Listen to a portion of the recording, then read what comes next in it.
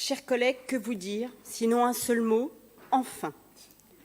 En rejoignant la régie publique de l'eau d'Est Ensemble, Fontenay va enfin rejoindre le modèle dominant en termes de service de l'eau, celui de la régie directe. Car contrairement à ce que raconte la propagande des opérateurs privés, le modèle dominant en termes de gestion des services de l'eau en France est bien celui de la régie publique, puisque sur les quelques 35 000 services de l'eau et de l'assainissement, seulement 11 800 sont délégués au privé. Or, les usagers payent cher ce choix du privé, puisqu'à périmètre identique d'intervention, la gestion privée est en moyenne 25% plus chère que la gestion publique. Pourquoi ?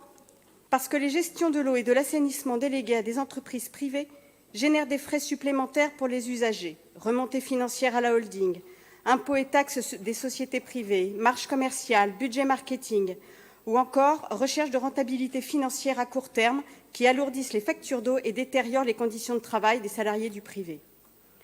Et que dire du projet vitrine de doter les usines du syndicat des eaux d'Île-de-France de la technologie dite de l'osmose inverse basse pression, entre 400 et 500 millions d'euros par usine payés sur les factures d'eau. En faisant le choix de la gestion publique, notre ville permettra que les factures d'eau des Fontenaisiens et des Fontenaisiennes soient allégées de tout ça. Mais faire le choix d'une régie publique n'est pas qu'un choix économique, c'est aussi assumer des choix politiques.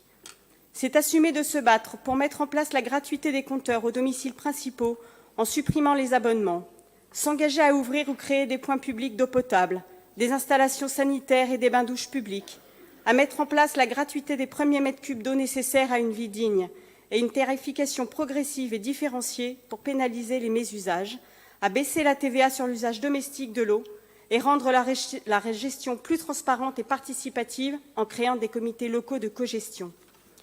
Enfin, chers collègues, à titre personnel, voter ce vœu, c'est permettre à la déléguée au CEDIF que je suis de ne plus avoir à supporter le despotisme, le racisme et le sexisme de crasse de M. Santini. Pitié, mettez fin à mon calvaire qui dure depuis 2014. En votant favorablement ce vœu, vous faites un choix politique fort, celui d'affirmer que l'eau est un bien commun universel auquel tous les habitants de la planète ont droit d'accéder et qui ne peut faire l'objet d'une appropriation privée, que c'est de ce bien commun que dépend notre survie et que c'est aujourd'hui le défi numéro 1 de notre humanité. Merci.